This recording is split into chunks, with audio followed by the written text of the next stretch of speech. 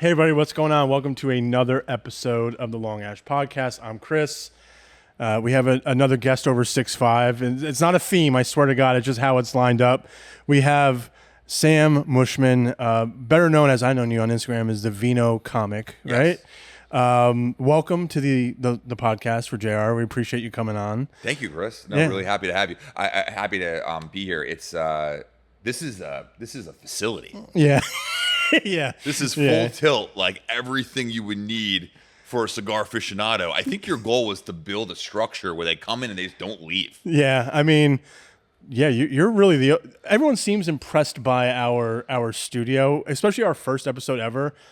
I don't know if you could see it, that small little round white table. Yeah. Trying to fit like 3 or 4 guests and a mic on there. So we have evolved over time. So I do appreciate that. It's it kind of gives a little setting of where we just want to kind of smoke and bullshit and have a good time like friends do and whatnot. 100%. So I know I'm trying to remember what month it is because everything blurs together. But I first met you at the Stork Club in Summit, New Jersey, by Landmark.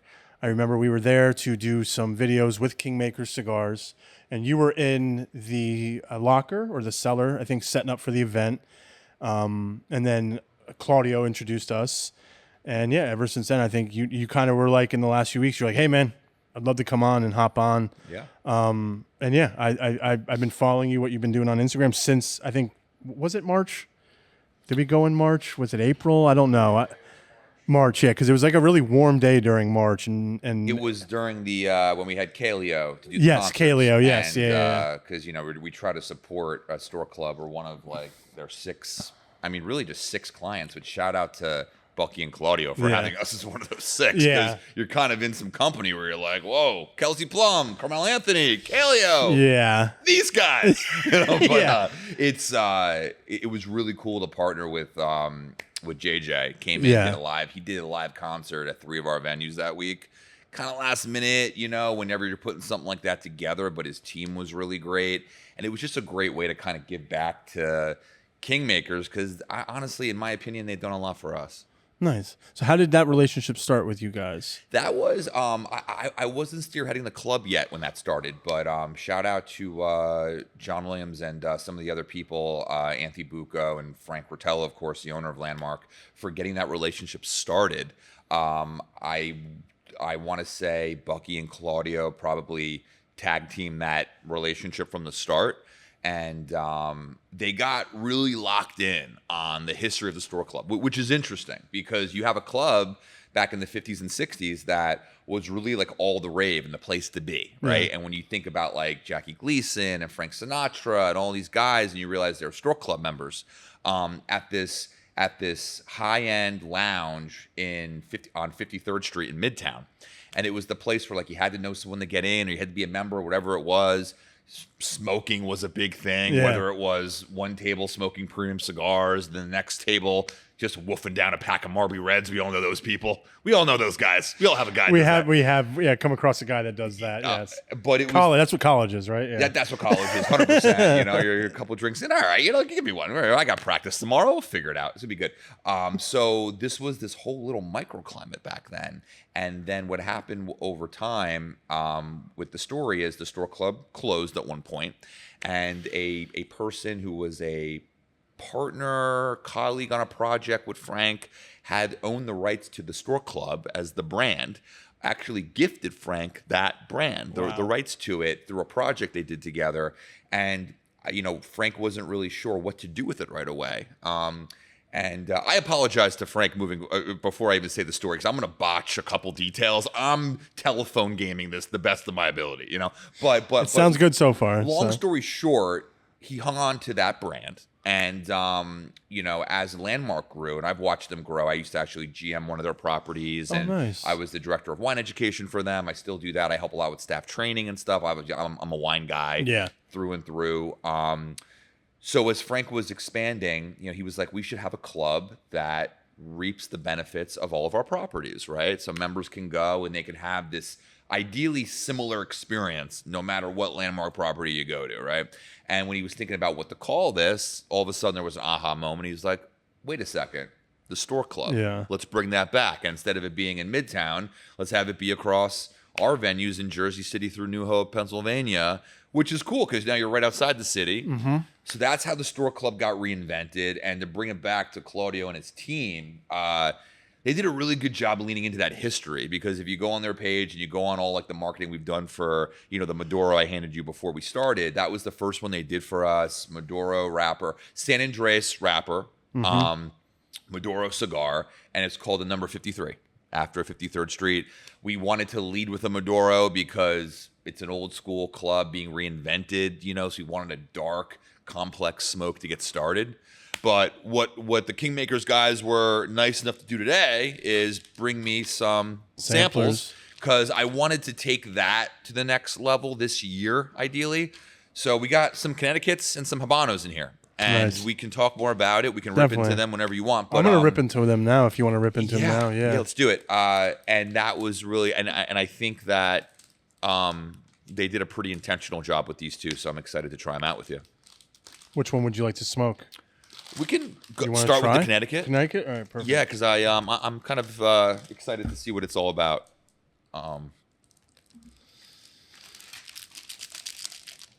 Perfect. So to kind of piggyback off a little bit what you said, just like it was a very brief experience. We were there almost all day. I think I've been to a handful of lounges in my life. Stork Club is more than just that.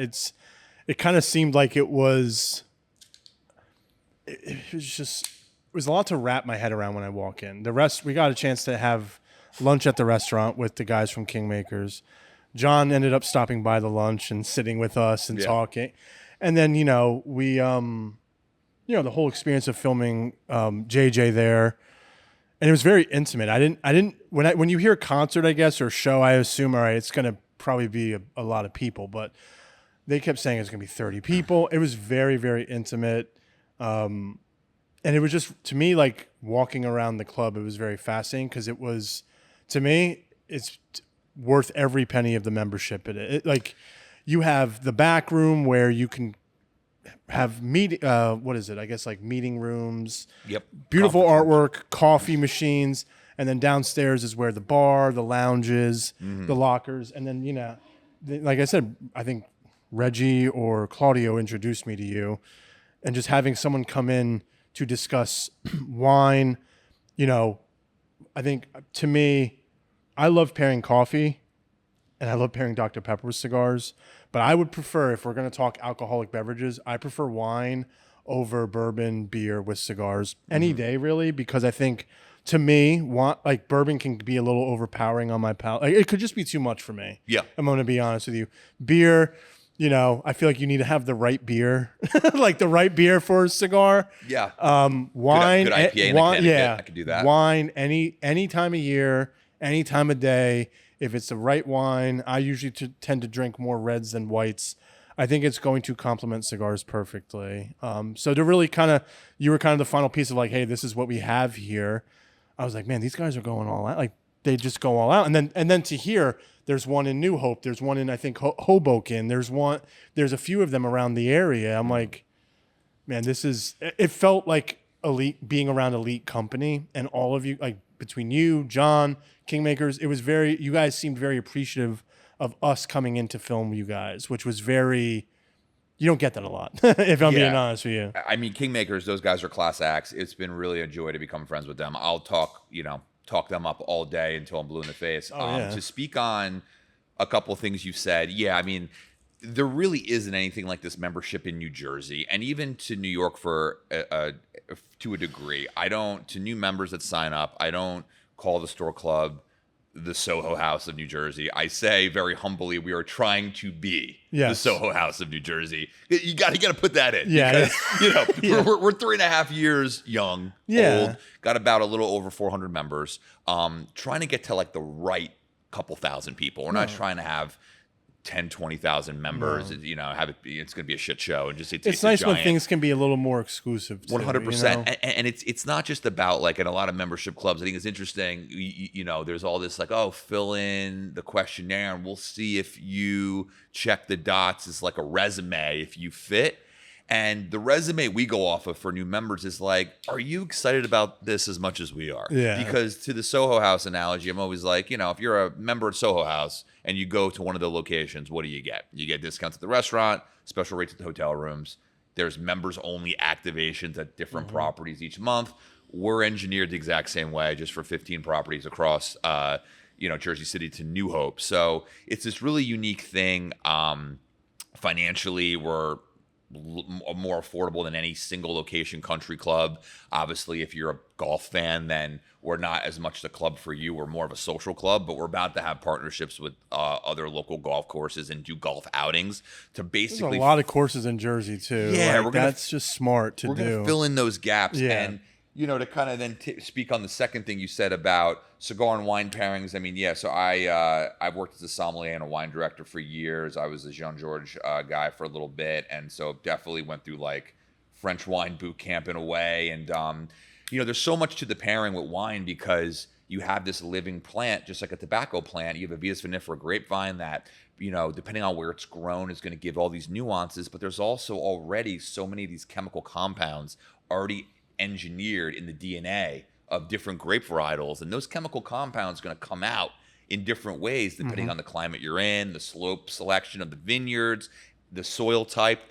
All this goes into that lovely French term terroir, which terroir is just a passive-aggressive French way of saying the entire microclimate around the grapevine. So, we can go into that in a little bit, but there's, I at some point, there's chemical compounds here that we talk about in some really unique bottles of red wine, to your point, that would pair really nicely with a cigar. Yeah.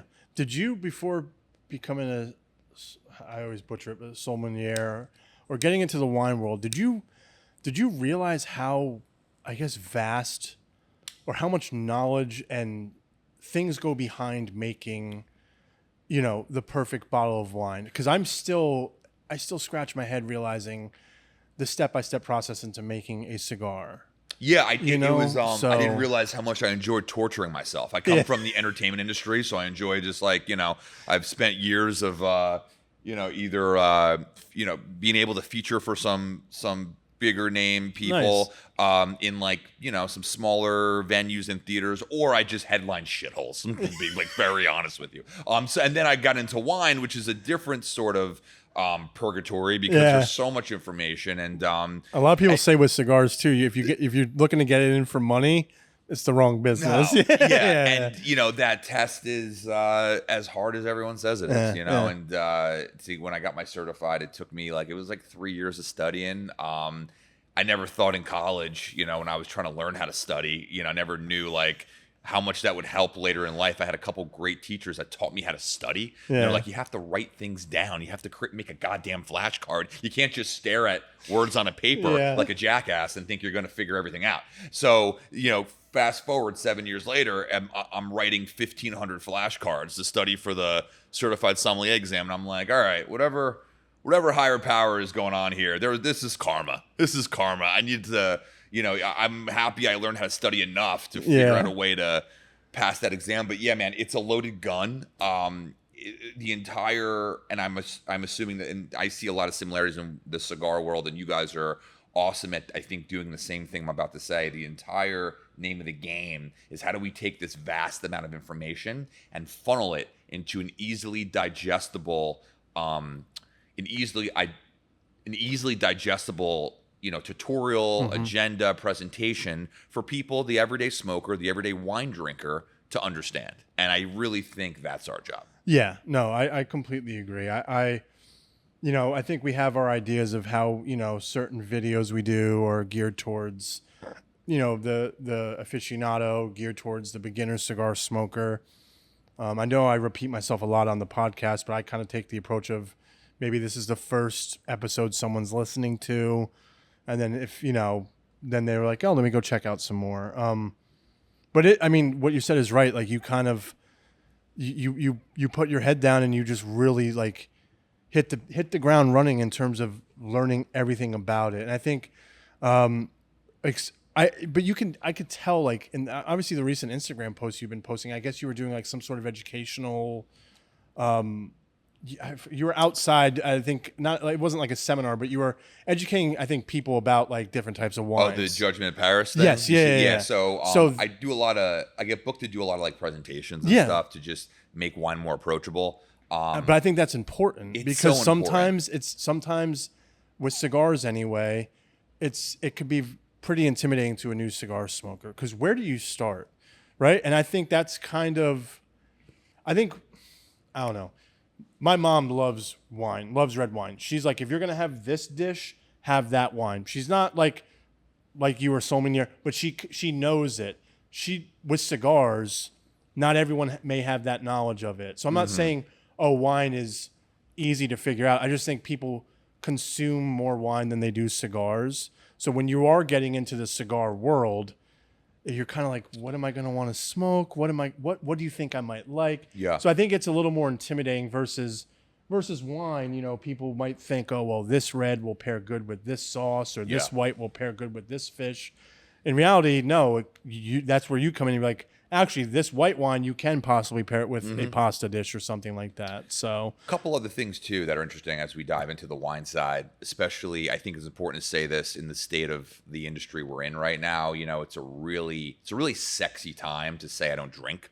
It's a really sexy time to be alcohol free and to be, you know, hawking down a mocktail, which by the way is loaded up with all different, you know, probably juices Sugars, that are yeah. high in you know, high fructose corn syrup and everything else, but that's somehow more healthy. Now, I get the argument of, obviously, when you think about drinking bourbon or vodka or dirty martinis every day, you know, if you drink 3 martinis a day, not going to be great for you, right? No. It's pure grain alcohol. But, you know, the idea of drinking red wine and some of the polyphenols that exist in a authentic glass of red wine, you start to realize there's a much bigger conversation with alcohol being in different subsects of what is actually good and bad for you. I do a wine presentation for a lot of when I get corporate bookings, and I do a lot of like virtual or in-person happy hours for companies, and I give them themes they want to pick. And the theme they pick the most every time when I do these events is one I came up with called Drinking Blue Zones.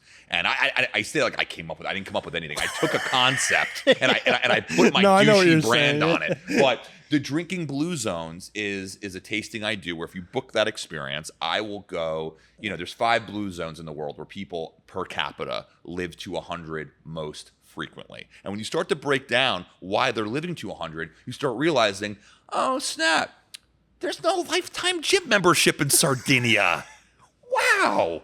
Who would have thunk? There's no equinox in the outskirts of Costa Rica where these people are living to almost 100 years old. So, and 3 of the 5 blue zones, when you think about Sardinia, you think about regions in the south of Spain, you think about some of the islands in Greece, these are massive wine regions. And they're wines that are made organically. There's no added BS, no added pesticides, no mega purple, no additional alcohol or acidification added. This wine is made the way the vineyard is, how Mother Nature has given that growth season, right? There's not even a irrigation system in a lot of these European vineyards. If it's a rainy year, it's a rainy year. Yeah. The wine's gonna have a little bit higher acid. If it's a hot year, gonna have a little more structure to these wines, right? Yeah. And that's what wine's all about. Vintage is important. It's a encyclopedia of Mother Nature, right? So I'll do these wine tastings where we'll pop open a good bottle of Assyrtiko from Greece, a really cool Mencia from Spain, an awesome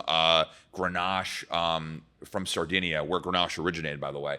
And we'll drink these wines, and I'm like, guys, these people in these areas that are living this long, that have great longevity, they're not going to the gym. They're waking up every day. They're having a glass or 2 of wine every day. And they're like walking their kids up to school. Sardinia has an elevation thing going on. There's a lot of hills. Yeah. That's definitely helping. Yes. So, you know, that's mimicking That helps. the That lifetime helps. treadmill when you put it up to level 15. They're just doing that naturally. Yeah. But at the end of the day, they're walking their kids to school. They're eating pasta every day. Guess what? The pasta doesn't have any added BS in it. It's real food. Yeah. They're drinking a glass of organic wine from their country, from their island every day. And they're living to like on average Yeah, like because they're not 96 putting years garbage old. in their body. Correct. So Yeah. I think that's a massive conversation in this whole non-alcoholic movement we're in right now that isn't being talked about yet. And, you know, everything's a pendulum. I think, you know, we love to swing things in one direction at first, and then things that tend to come back and meet in the middle. Yeah. And I think as this anti-alcohol thing comes back into the middle, that's going to be a bigger conversation. Drink great wine, drink European wine, drink wine from blue zones, drink wine that's naturally sourced and organically harvested. It's a good starting Yeah, point. this also could like dive into another conversation too, but I think I think I saw like online somewhere that, you know, alcohol, the percentage of people buying alcohol between like 25 and 35 has dipped. I think it's like the marijuana industry too, though. I think that I remember we had an event here one time with the CEO of Bardstown, and he was saying states where there's legal marijuana, their sales aren't doing as well because everyone is going to dispensaries now and doing that. So that's a part of, I think, also like like you said, the pendulum swinging. People would rather drink THC or smoke more, do anything of that nature. So I think that also plays into it. But I don't know, like you'll know this more than me. How many people in their like young early 20s, mid 20s are really not investing, but like buying wine, right? So I think it's different going to a winery. Yeah. Like that's where I do see another similarity in cigars and wine, because our demographic, from what we see just on like the social and video side, is between 25 and 45, because a lot of 20-year-olds and 30-year-olds are on Instagram. Yep. But I think I don't know our direct numbers, but I think people buying cigars are a little bit older. So what's interesting about what you said, you hit on a lot of interesting points. First with wine, right? You have, you know, wine sales are down collectively. Okay, great. That's a loaded stat. Let's undress that stat a little bit. Let's at least take the t-shirt off. Let's keep the pants on. Keep it nice. It's a Sunday, for Christ's sake. But let's at least take the t-shirt off, right? Let's undress that stat. So, you know, if you look at wine production, right? And what are the brands that are down in sales that are ripping out hundreds of thousands of acres of vines now in the past couple of years? Kim Crawford, Josh Sellers, Barefoot. Yeah. Not good. Yeah. Not good, Chris, right? Is the single family 4 generations in Piedmont that's been making real single vineyard Barolo for the past 80 years, are they down? Maybe they're down 1 or 2%. Some of them are up. Most of them are flat. The reason young people are drinking less, but they're really locked in on what they're consuming. And I think this is another reason why premium cigars are having a moment with young people too. I am a partner in a restaurant, I do hospitality consulting, and the biggest thing I'm seeing is what is the best glass of wine or the best flight or the best thing from the 2-ounce pour to maybe 12-ounce pour, the amount of a half bottle that we can give young people, and really all generations, because let's be honest, listen, the booms, you guys are getting up there now. You guys can't hawk down 2 bottles either. Let's talk about that. I'm sorry, boomers, but you guys still look at millennials as kids. I'm 36. We're adults now, right? So the boomers, I pay bills. The boomers are drinking a little less too, and everybody collectively is concerned about more what's in their glass. Corvin pours are having a moment, so I pour a lot of wines, high end. Like I have a $60 glass of wine at my restaurant, and it's the best value pour on the wine list because it probably should be $100 a glass, like pouring like Overture by Opus One by the glass. So now you're giving your guest this great experience in a small format, but also, okay, people are drinking less, but they still want a premium glass of wine. They're not going to order it unless you have a program in implemented that you can give them that high-end experience. So the restaurant that are like, oh, well, bottle sales are down. No one wants to buy a bottle anymore. And, well, what's by the glass? Oh, I pour Josh Sellers, and I pour Kim Crawford, and I have 5 reds by the glass that cost me $4 a bottle that I sell for $12 a glass. And it's like, I'm buying wine that costs me $30 to $50 a bottle that I'm pouring for $30 to $35 a glass, right? So it's like the higher you go up, the more value you get, and those wines have to be in the right serving temperature. There's other things, but the main thing here is the single vineyard, the real winemakers, the high-end places of the world are not down.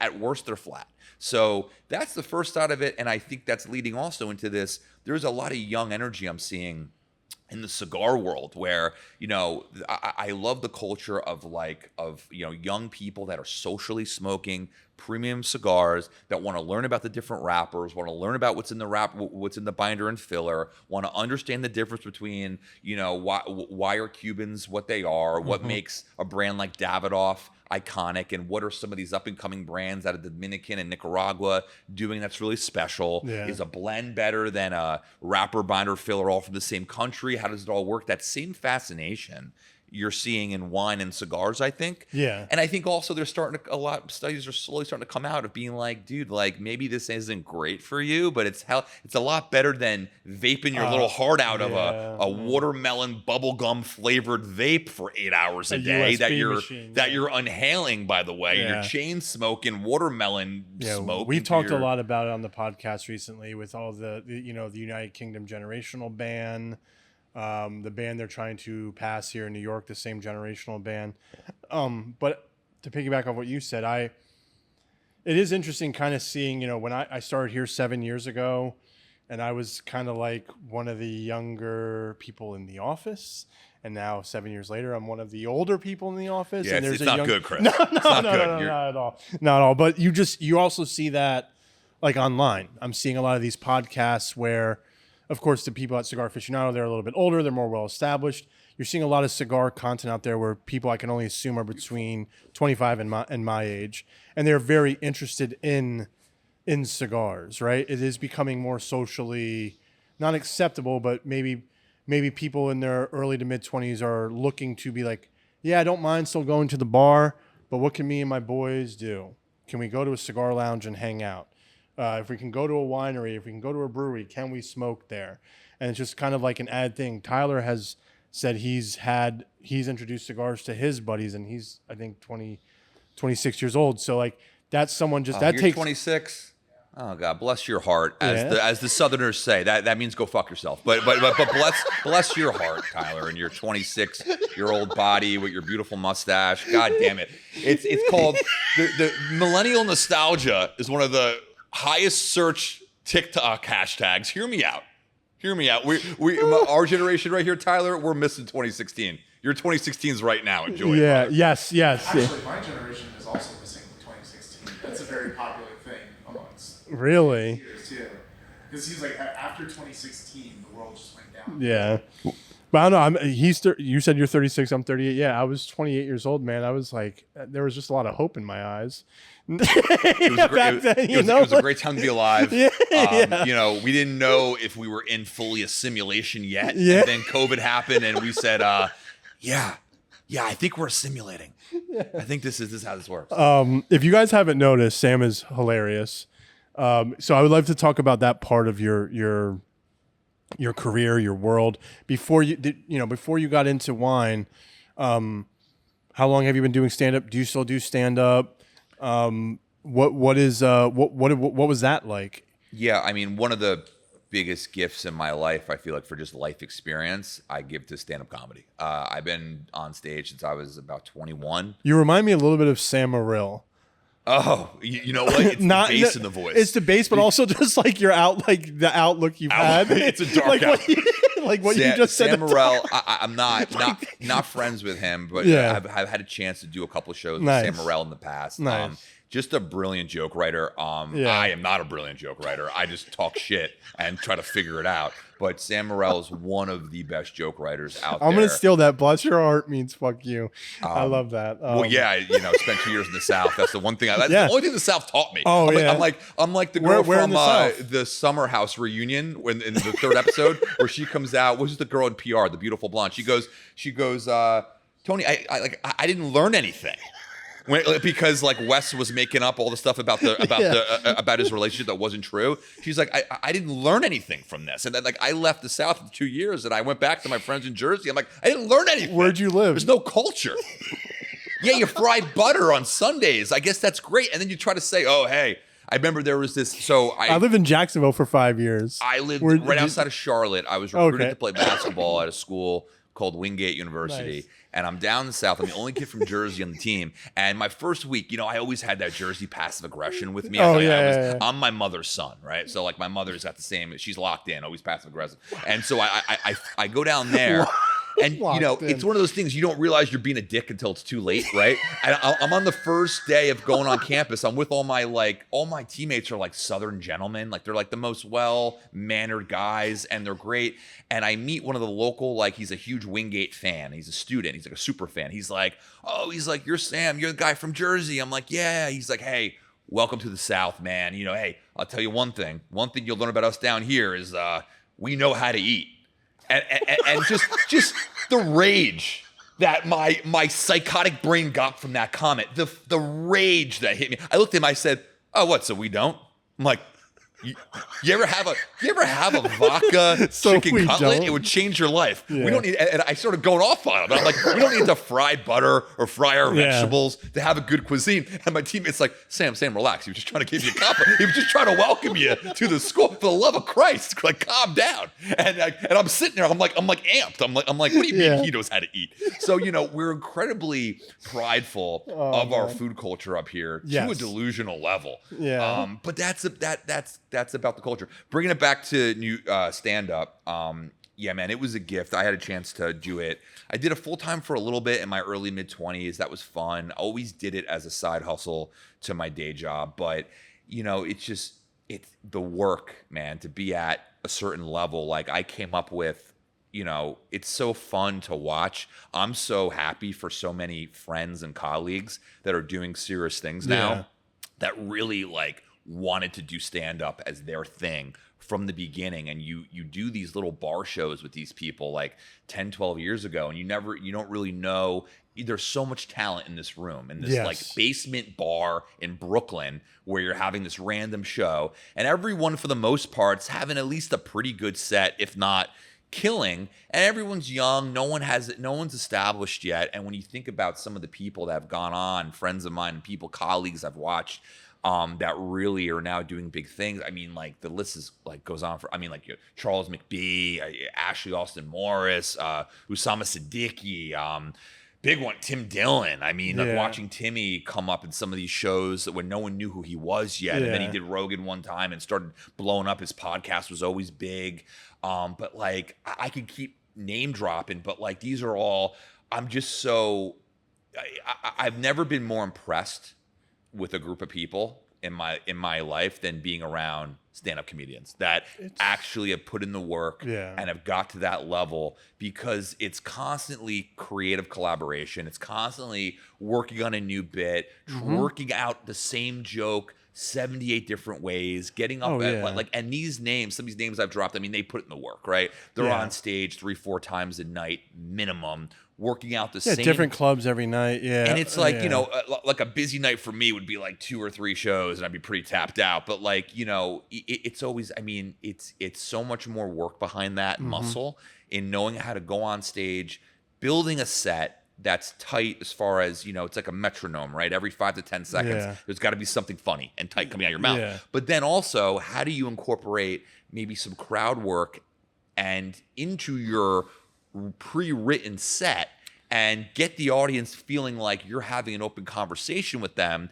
and you're actually doing your material, but it sounds like it's coming off the top of the dome because you're incorporating a call out, something funny going on in the room and all that. So I'm so thankful for having a chance to be in that world. I still do stand up a little bit. I mainly do comedy wine events now more. Which I think is great. I'll go in the city and do a spot here and there, but I'm just so thankful that I got a good decade of my life to really be entrenched in that. Cause I mean, man, these people are impressive. Yeah, no, I mean, I couldn't imagine. Yeah. Like you said, you have to hit the ground running. You're probably out there almost every night of the week. I feel like if you take a night off, you feel like you're letting yourself down or something like that. I don't know, but it is tough. But no, I think it's great that you do these comic and wine event nights, because I think it's two things that you love a lot. You love a lot and you're very passionate about, and not a lot of people get to kind of do that for their job, right? They don't get to kind of not let alone one, but you're doing it for. I know you said comedy, you don't do it as much, but I feel like you could definitely. I think I could tell like you're very passionate and you love just making people laugh, saying a joke, things like that. Well, So and to the point of doing what you love, I think you get a couple things. Two words I love using of like, what did comedy teach you? What does it reveal? And I think you probably get similar. You guys might agree with this in pursuing what you love in the cigar realm, because whenever you pursue something you love, it's not going to be the most profitable thing that you could be doing with your time, but you make that sacrifice, right? And there's two things that requires, and it's the first one's vulnerability. Right? There's a lot of people don't know how to be vulnerable, don't know how to put themselves out there, are too scared to want to put something out that people might not respond to. And I've battled with that my whole career. Everyone in this room's battled with that. But if you could fight through being open to being vulnerable, and then the other one, like self-deprecation, understanding what is funny about you, what can you make fun of about yourself. The best way to win over a room or to control an experience is you want to make fun of yourself first. So self-deprecation and vulnerability, those two muscles are, it's like doing, for stand-up comedy, it's like doing chest day at the gym. It's the biggest muscle that you need. And, shout out another comic, Dave Lester, who was another brilliant comedian in New York for years. He said something to me when I was a decade ago that always stayed with me. He's like, the best thing about entertainment is comedy entertainment will reveal you. You're going to look yourself in the mirror from doing this, and you're going to be like, wow, these are the things I battle with. These are the things that might be going okay, but these are some of my demons. These are some of the things that aren't great. I might not like to talk about. How do I talk about that in a microphone, in a one-sided conversation to a group of strangers and make that funny? And that is the equation. If you can do that, even if it doesn't kill every time, if you have the confidence to do that, I think that helps you in a lot of other things in life. No, that's a great point. I mean, like one of my favorite, comedians or comedy, like Larry David and Jerry Seinfeld, they are very self-deprecating, especially Larry David. And you can kind of tell like just this people in this area, like a lot of my friends who have tried stand-up, who haven't done stand-up. I tried it twice when I was super young. I was like, man, this, like, it's frightening when you get on stage. And I was young. I was maybe 20, 21 when I tried. I tried a few times. It was so tough. I'm like, you know what? Let me just continue to stick doing short films and movies, and maybe I could do funny stuff through that. Yeah. But even that is like, you have to be vulnerable. Like That's awesome. You got up there though. My thing, yes, yeah. And I went up twice. Once I was completely sober. The second time I was a little drunk. Bombed both times, but I'm like, this is a lot hard. Like I just wanted to try it. But I can't imagine like the nerves you get if you had, like you said, you did 2 or 3 shows a night sometimes. Well, yeah, and you have to be shot, like, because I think at some point like you're it's up and down adrenaline. It is because you'll have a great set early, and then you go, and then you think this new bit you just wrote, it's like a shiny new toy, and you take it to another show, and you realize, man, you don't have anything. Yeah, the next show reveals you really quickly, and I'm like, okay, this bit worked in like downtown Manhattan, and now I'm just bombing my face off in Queens. Yeah, and I'm like, all right, and then you go, and then you take it back to New Jersey, and okay, Jersey thinks it's okay, and it's like you 3 different microclimates, all feel consistent about this one thing. The bit is not ready yet, because when it starts killing in any room, including outside the city, that's when you you might have something. But getting back to like, some of the names I've mentioned that really have put in the work and have, are starting to really blow up, and like, to watch them put in that work every night, it was so amazing just to kind of be in the room with them, because you were a part with these talented people all delivering this one unique experience to whoever was in the audience that can never be recreated, can never be reinvented, because stand-up comedy, that show can go in any direction, anytime. So there's no 2 shows alike. It's not like it was a Broadway play where did we say all of our lines, right? There could be a funny thing in the audience that is now being addressed by every single comedian on stage. I've seen that. Now every single person's set is being altered, hopefully in a good way, by to that address person, the elephant in the room. And then the comic that doesn't address it almost ends up doing worse, because it's like, why aren't you addressing this guy? He's been getting shit on for 45 minutes. Keep shitting on him. Why are we? So it's a really fun environment to be. Comedy needs to be consumed live. It's a different experience versus watching a Netflix doc. I agree. I think I like going to a show more than seeing it at home, I think, there's a lot of distractions with it. I think you mentioned one guy that both Tyler and I love, Tim Dillon. I think he's kind of able to, we were just talking about him actually about an hour or so ago. He has an uncanny ability for me. Like, I've only ever seen him on his own podcast through videos where he still is able to capture my full attention when he's on a video, because of, you never know what he's going to say. Yep. And I think that's just an example of what makes someone a really good comedic writer, I don't want to use the word genius so loosely, but like just their perspective on a situation. Like, that's always funny too. Names like Big J Okerson, Yes. Tim Dillon. As far as off the cuff, just going into a rant and just talking about your thoughts in life.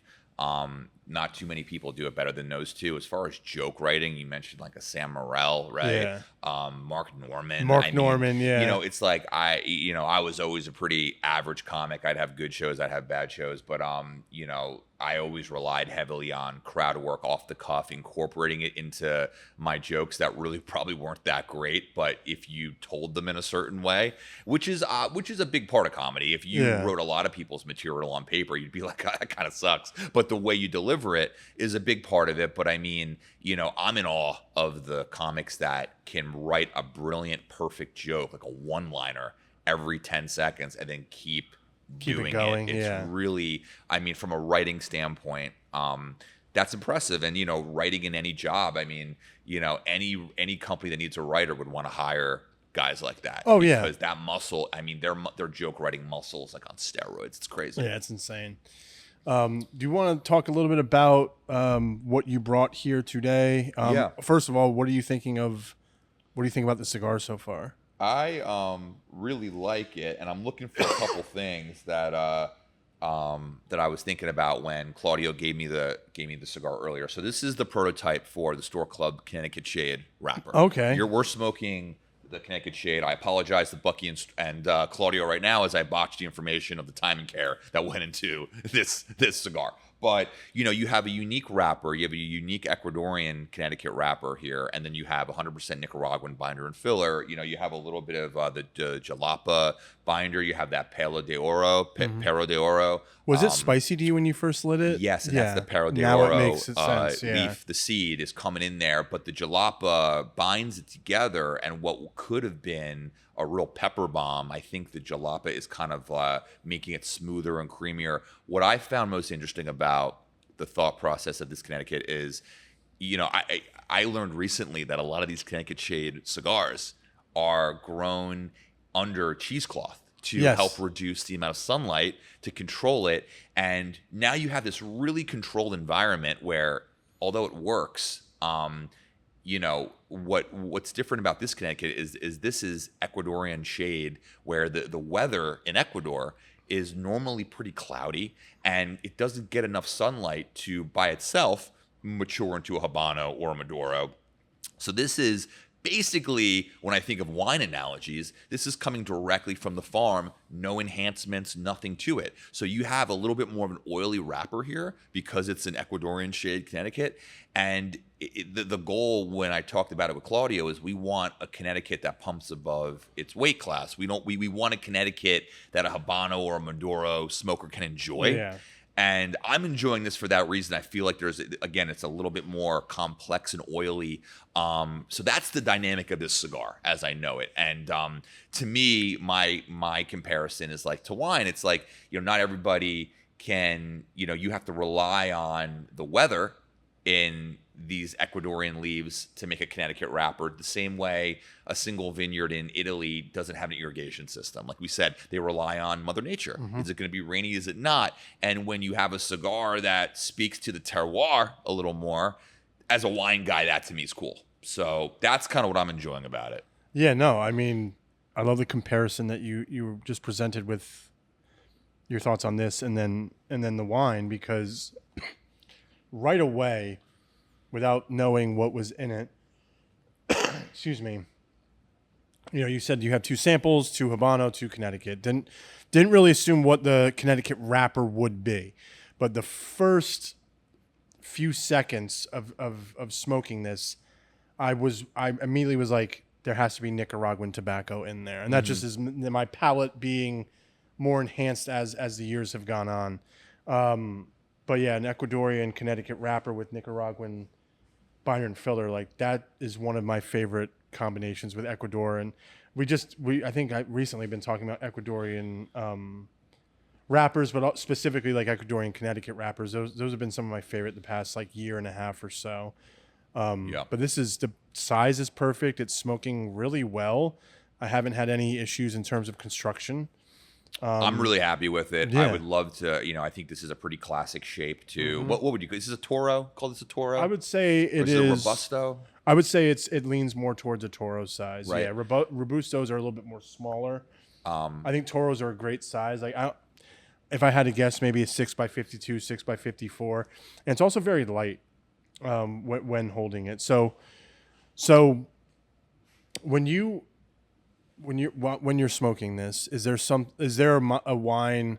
I know you did like a comparison, but is there a wine that you would personally pair well with this that people could, well, let's say for any Ecuadorian Connecticut cigar, wrapped cigar out there, what is a wine that you would pair with it? Yeah, so when we think about red wine and cigar pairings, I think it's important to understand a couple different chemical compounds that are going on in different grape varietals. So shot out of a cannon, what I would pair with this Connecticut shade, this to me would go beautifully with a Chinon. Chinon is a little village in France in the Loire Valley that is the OG region for Cabernet Franc. Now, Cabernet Franc is actually a parent grape of Cabernet Sauvignon. So one day in the vineyard, Sauvignon Blanc was on the vine, just doing her Sauvignon Blanc thing, and Cab Franc was being kind of a degenerate. Cab Franc was sitting there, not retaining enough tannin, holding in a lot of black pepper and spice, and just kind of like spitting game at Sauvignon Blanc. Yeah. Sauvignon Blanc was feeling it, so the two of them came together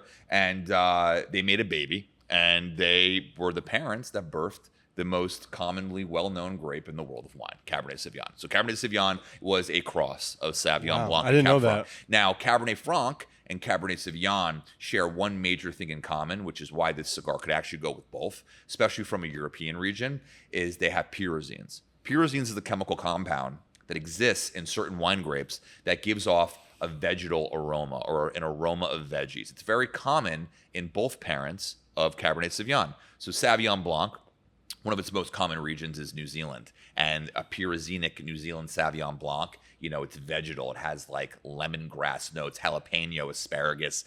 Some people say cat urine is an aroma, and it's supposed to be looked at as a positive thing. We want to positive. Chris, you want to positively smell your cat's urine and say, "Oh, that was lovely. That could go well with a Connecticut wrapper." I don't know how yeah. But a pyrazine in white wine is kind of like I always say when I'm training a staff. I'm like, mow your lawn and then smell it. Fresh cut grass. Yes. That is the aroma you're looking for. Let's go over to now Cabernet Franc. Pyrazines and reds is more of like natural, like red bell pepper.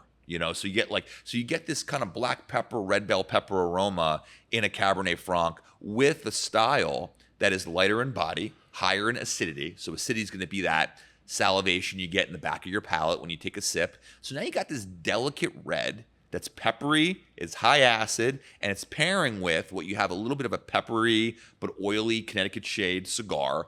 And it's a total, not just a flavor pairing, it's a texture pairing. So those two things, that would be one for me that would work really well.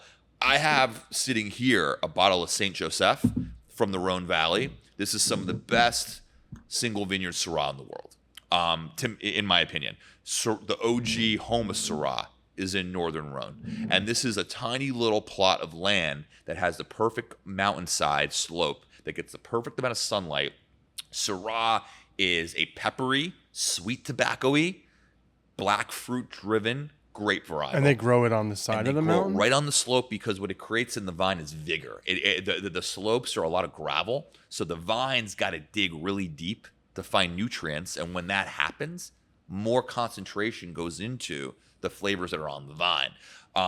There's a couple other chemical compounds happening in a bottle like this. You have pyrazines going on here. You have another one, rotundan. Rotundan is really important because if you took a drop of rotundan and put it in an Olympic-sized swimming pool, that Olympic-sized swimming pool would have a slight aroma of black pepper. It is intense, man. Really? And rotundin exists as a chemical compound. It's known to a lot of Syrah has that compound within it. The final one is terpenes. Terpenes are a really important chemical compound because they tend to give off like a floral note in red wine, almost like dark crushed violets. You think about like dried leaves, stuff like that. And you have this tertiary component from all these different chemicals. So now and this is natural to the Vitis vinifera grape that is Syrah. So if you grow this in France, like in this region, you're getting these flavors are coming out a little more because it's a cooler climate. It's not being overpowered by fruit. Whereas if we grew Syrah in Australia, which we call Shiraz, right? You're still going to get those flavors. They're going to be secondary to this overripe, jammy, smoky black fruit. So when in doubt, in addition to the Cabernet Franc bit, Syrah and cigars for me is like Romeo and Juliet. Do you mind It's beautiful. Yeah. Not a lot of land. Saint Joseph is a small little region where if you drive through really the city of Valence, you go right across the river, you get these little areas of Coroti, Creuse Hermitage, Saint Joseph, all the way down the Cornas, and it is some of the best 100% Syrah in the world. Did you say Australia has a big growing region for wine too? Yeah, I didn't know that. South Australia, particularly the Barossa Valley, phenomenal cigar pairing wine region because if you ever see a bottle of Shiraz, that is Syrah from Australia. They call it Shiraz because they're paying homage to the fact that stylistically, such a hotter desert climate down there. It's so much different. It would be a disservice to call it Syrah because it's so much different than the French style we know. Yeah. So you have Syrah's grown in 3 or 4 main places, right? In America, we're having a lot of success with it in Washington State. It emulates the climate of a Saint Joseph. You have Northern Rhone, which is the holy grail of Syrah. And then you have South Australia, amongst other places. But those are 3 great starter points. Syrah and cigars, man, it's a good starting point. Where would you rank like Napa Valley in the place to grow wine? Is it overrated? Is it underrated? Is it kind of right where it should be to you? Because there's the Macanudo Emissary France is grown in France. I don't know a lot of tobaccos that are grown outside, like in Europe, right? So is there, overrated? Over. Yeah. Why is that, you think? Marketing. Really? Okay. All right. A lot of deep pockets. Yeah. Really great branding. Capitalism. America. Yeah. Yeah. God bless this country. That was you know perfect, what I mean? yeah. It's one of those things like overrated almost in a good way. Tip your hat. Yeah. It's what we do. It's what Yeah. we do. We don't give back to the world much. We make a lot of great art and a lot of overpriced wine, and we're great marketers, and we're really full of shit. Yeah. And that's a beautiful part of our culture that isn't talked about enough. Underrated regions: Spain, Sicily, Austria. Really? You get some really amazing. If you're a Sauvignon Blanc fan, Really? Veltliner will knock your socks off. There's light, high acid reds there, like Blaufränkisch and Dornfelder, that are really phenomenal drinking wines. If you like Pinot Noir, great alternatives. South America, Yeah, Chile. I'm sure. You want to get a complex cab that has all the complexities of Napa Valley that doesn't cost you $85 retail a bottle. Go to the Maipú in Chile, right on the coastline. There's some aromatics there because you got the salinity coming in from the Pacific Ocean, but you still have a lot of sunlight because all this fruit is on the foothills of the Andes Mountains. The Andes Mountains is a giant climate mitigator, and it creates a dry climate. It creates a rain shadow effect. So the rain comes at the Andes, and just the Andes species like, get the hell out of here, right? Smacks the shit out of it because it's not, the rain clouds are not going above that mountain line, right? So now the fruit on the other side, you have this sustainable, dry, long growing day region. So you're making these real complex $15 to $20 cabs retail that will knock your socks off from Chile. I'm not saying don't have a bottle of Napa Valley. I could rattle off a bunch of producers that I personally love, but these are some other really great values that may not be great value forever, but it's really fun to explore them now. No, I asked that because I think there's, I guess maybe for the sake of my job, I won't tell you certain cigar lines while we're on camera of what I think are overrated. But it's just interesting to hear because I do think, people rant and rave about the Napa Valley region when it comes to wine. It is a beautiful area.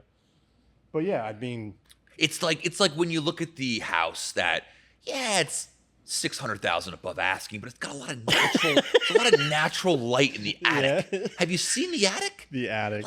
Come follow the attic here. Look here. Take my card. There's my profile picture. There's my headshot. Come here. Let's look at the natural light in the attic. Yeah, so seller, are they willing to negotiate? Yeah, asking is 1.4. Wow, this was 700,000 3 years ago.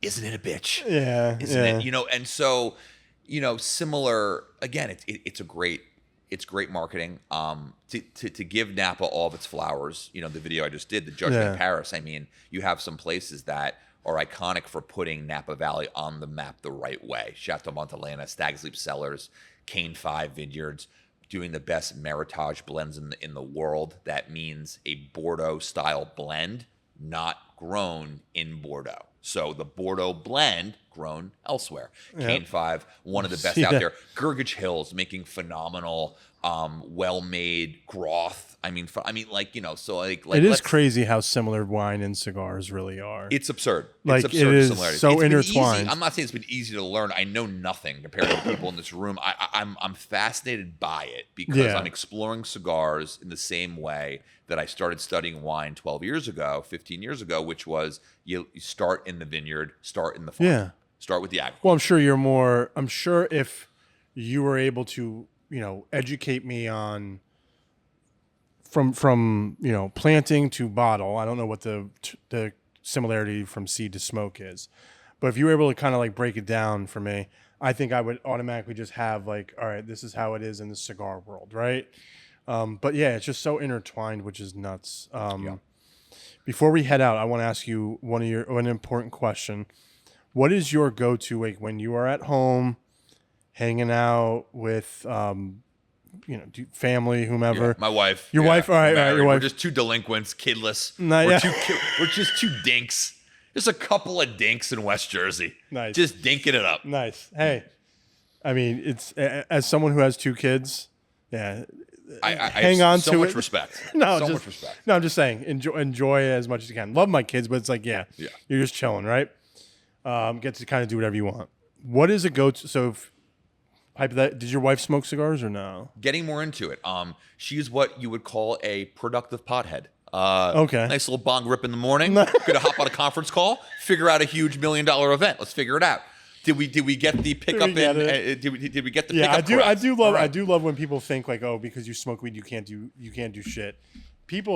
Some people extremely productive when they're high. Incredibly productive. Yeah, I am full of anxiety, and every decision I ever made that I look back on and regret comes out when I have a gummy. So I'm a little different. But what's a go-to cigar and wine pairing for you? Like, what is like something, whether you want like to celebrate, to if something else has happened, just kind of like to get your mind off it, to relax. What's your favorite cigar and wine pairing? So we talked a lot about Kingmakers today. They're our partners. These guys are awesome, Yeah. and can't say enough great things. Got it to just go to a brand that I found amongst myself exploring. Man, the guy at Foundation Cigars is good. Nick Melillo? Nick Melillo, his stuff is good. Oh, yeah. Oh, my goodness. As I'm starting to understand the difference between kind of, with all due respect, like you said, we're not going to name brands, but like the big brand style cigar, which I look at as like the Kim Crawford, Josh Sellers of the world, versus like the single vineyard cigar, the little family in Barolo that's not down in sales year over year, like we said. Foundation Cigars, Have you tried the Axum? Yes, love the Axum. I will say, if I'm going to give a good pairing, my best cigars to have at the end of the night with coffee would be the Tabernacle. Not even close, man. The Tabernacle's out of this world. But man, I'll give you a fun one. I think the Olmec, which is a nice mid-leaf Habano leaf, that's such a smooth smoke. A nice Olmec cigar from Foundation, paired with a bottle of Chateau Moussard.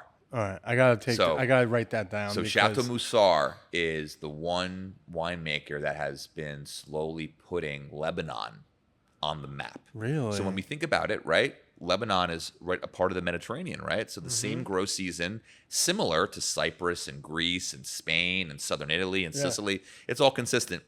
Chateau Moussard does a blend of grapes that are like the star players or grapes like Carnier and Cinsault. And these are very much like little blending grapes in like the Rhone Valley. They're like 1-2% of the blend. In a bottle of Chateau Moussard, they're like 50% of the blend. And then the complementary grapes, the Robin to their Batman, is well-known French varietals like Cabernet Sauvignon. There's like 10% Cab. There's like maybe 10% Cabernet Franc, a little bit of Syrah. So it's almost like if a really good Rioja and like a Chateauneuf de Pop had a baby, and it's a medium-bodied, complex wine meant to go with food, but can still be drunk on its own. A bottle of Chateau Moussard and a Olmec cigar from Foundation. There you have it. Perfect. I love that answer. Thank you again for coming on today. Yeah, man. I really appreciate. Yeah, I really appreciate you, man. Can you tell the audience where they can follow you, and if you have any upcoming events that you want to shout out so they can check them out? Yeah, thank you. Follow me at Vino Comic on Instagram and all handles, Vino_comic. Store Club Experience. Follow the club, see everything we're doing at Store Club Experience on Instagram and all handles. We do a monthly members dinner where we have members and colleagues that are people that are excited about where the club's going to come and do a monthly cigar dinner. A lot of times there's wine, bourbon, tequila pairings as well. We got a big one coming up on July 23rd. We are doing a Davidoff dinner. 4 Davidoff cigars. You get a fleet of Davidoffs. A good industry friend of mine is going to be doing a presentation. She's an absolute cigar badass. Who is that? Naya. She's I have. Yeah. Let me say so we do the cut right. Yes. I can let me if you. Is she a part of Davidoff? No, she helps consult with Havana on the Hudson Cigars, and she was a big part of the Arturo Fuente cruise that we partnered on with them. Awesome. But God, I love her to death. What is her last name? I have it. Bear with me right here. So doing July 23rd, we're doing a Davidoff cigar dinner. Helping out. Shout out to my friend Naya Bach is helping out with that. She is a tequila ambassador and also a cigar aficionado. She's going to be presenting a fleet of 4 Davidoff cigars. You get the Nicaraguan, the Habano, the Maduro, the whole thing. Yeah. We're going to do a family-style dinner at our Store Club rooftop in Jersey City. The rooftop overlooks downtown Manhattan. July 23rd? July 23rd. We're happy to come. All right. Welcome. Everyone in this room is welcome. We're going to do one long table right on the rooftop overlooking the city. It's going to be really cool, and we're going to be partnering with Havana on the Hudson. So for anyone that goes to that cigar lounge, Elvis does a great job there. You guys are all welcome as members. So that is next month. That's awesome. Yeah. Well, thanks again, man, for coming on. I really appreciate it. I would love to have you on again, since you are a Jersey boy and you're not. Hopefully, you're not too far from here. Thank you guys for listening. It's been great. I don't think I've laughed this hard on the podcast in a while, so I appreciate that. Please comment, like, subscribe. Please check out Sam's Instagram and what he's got going on because it's really great. And until next time, we are the Long Ash Podcast. Thank you all.